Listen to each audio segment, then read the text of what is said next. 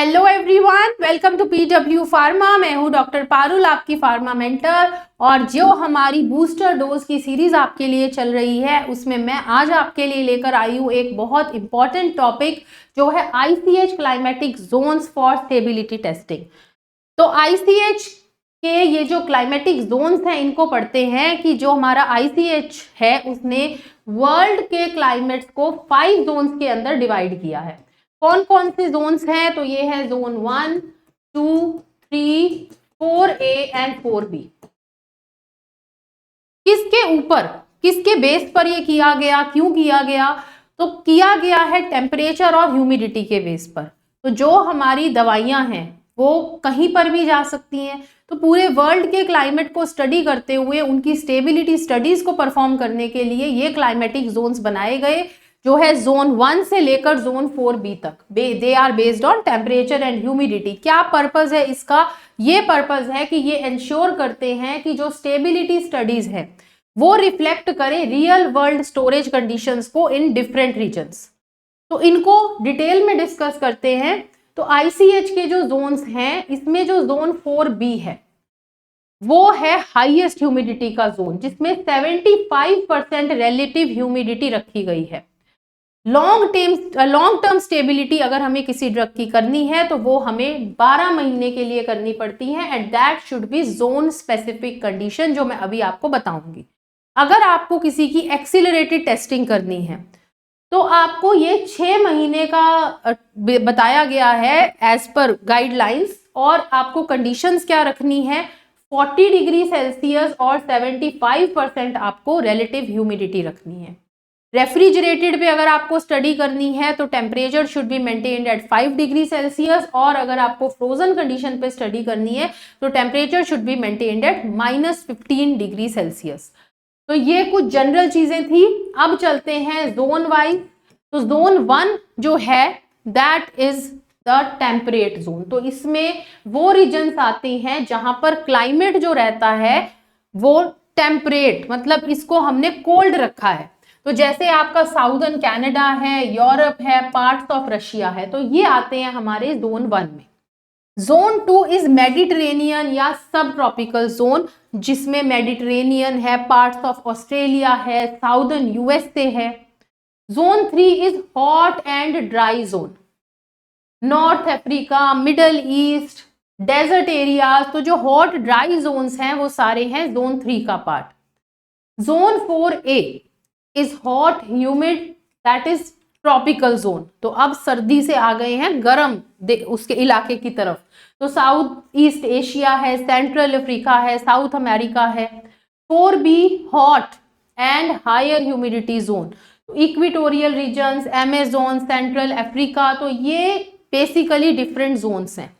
अगर हम इंडिया की बात करें तो इंडिया में there is lot of climate variation, तो that is hot and humid.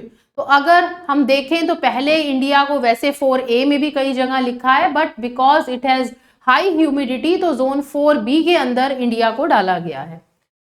चलिए, तो टेम्परेचर की बात करते हैं। तो जैसे हम टेम्परेट की बात कर रहे थे जो हमारा जोन 1 था, तो इसके लिए अगर आप लॉन्ग टर्म स्टेबिलिटी कंडीशंस करते हो तो मैं आपको ऑलरेडी बता चुकी हूँ, ड्यूरेशन शुड बी 12 मंथ्स। अब बात करते हैं कितना टेम्परेचर और कितनी ह्यूमिडिटी आपको रखनी है। तो टेम्परेट जोन का टेम्परेचर 21 डिग्री ±2 डिग्री सेल्सियस, और ह्यूमिडिटी रहेगी 45% ±5। उसके बाद आते हैं मेडिटेरेनियन और सब ट्रॉपिकल पे, जिसमें टेम्परेचर बढ़ गया, अब हो गया 25 डिग्री ±2। अगेन ह्यूमिडिटी भी बढ़ गई मेडिटेरेनियन में 60% ±5। Third zone is hot and dry zone. Hot है, टेम्परेचर हो गया आप 30 ±2 डिग्री सेल्सियस, और ह्यूमिडिटी की बात करें तो ड्राई जोन है तो there will be less humidity, that is 35% ±5।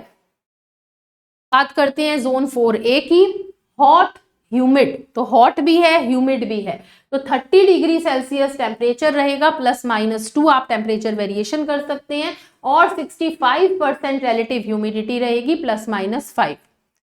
अब आते हैं 4B पे, दैट हैज हाई, मतलब that is hot and that has high humidity. तो 30 डिग्री ही टेम्परेचर रहेगा, और ह्यूमिडिटी और बढ़कर अब हो गई 75% ±5। तो ये सारी हमारी लॉन्ग टर्म स्टेबिलिटी की कंडीशंस हैं, तो हमें ये 12 मंथ्स के लिए करना है। अगर आपको refrigerated cold storage climatic condition रखनी है तो that should be 5 degree Celsius ±3 degree Celsius with no relative humidity. और अगर आपको फ्रोजन कंडीशन रखनी है तो -15 degree Celsius ±5 with no relative humidity. तो ये कंडीशंस हैं if you have to do your long term stability studies. बात करते हैं अगर हमें एक्सीलरेटेड या इंटरमीडिएट स्टेबिलिटी कंडीशंस मेंटेन रखनी है, तो आपको अगर एक्सीलरेटेड एम्बिएंट स्टडी करनी है जो प्रिडिक्ट करता है शेल्फ लाइफ को, जिसको हम बोलते हैं शॉर्ट टर्म स्टेबिलिटी स्टडीज, तो ये 6 मंथ ड्यूरेशन की रहती है, जिसमें आपको टेम्परेचर 40 डिग्री सेल्सियस ±2 मेंटेन रखना है and relative humidity highest that is 75% ±5%। Then accelerated refrigerated पे अगर आपको कोई स्टडी करनी है, जैसे आपके कुछ प्रोडक्ट्स हैं नॉर्मली जो स्टोर करते हैं 5 डिग्री पे, तो उसके लिए आपको टेम्परेचर कंडीशन देनी है 25 degree Celsius ±2 and relative humidity 60% ±5 और ड्यूरेशन रहेगी 6 मंथ। अगर आपको एक्सीलरेटेड फ्रोजन कंडीशन है, मतलब ऐसे प्रोडक्ट्स के लिए स्टडी करनी है जो -15 डिग्री मतलब बेस लाइन पे रखे जाएंगे, तो उसके लिए आपको 5 degree Celsius ±3 degree variation is allowed, no relative humidity and 6 month की स्टडी है। अगर आपको इंटरमीडिएट कंडीशंस पे स्टडी करनी है जो between accelerated and long term conditions रहती हैं, तो आपको टेम्परेचर 30 डिग्री सेल्सियस ±2 रखना है, परसेंटेज 65% रिलेटिव ह्यूमिडिटी ±5 और 6 महीने की ये स्टडी रहेगी।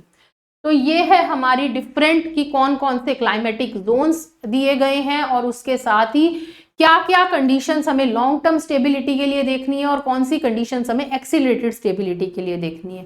तो चलिए कुछ इंपॉर्टेंट क्वेश्चंस डिस्कस कर लेते हैं। तो एक तो मैं ऑलरेडी आपसे डिस्कस कर चुकी हूँ कि इंडिया कौन से जोन में फॉल करता है।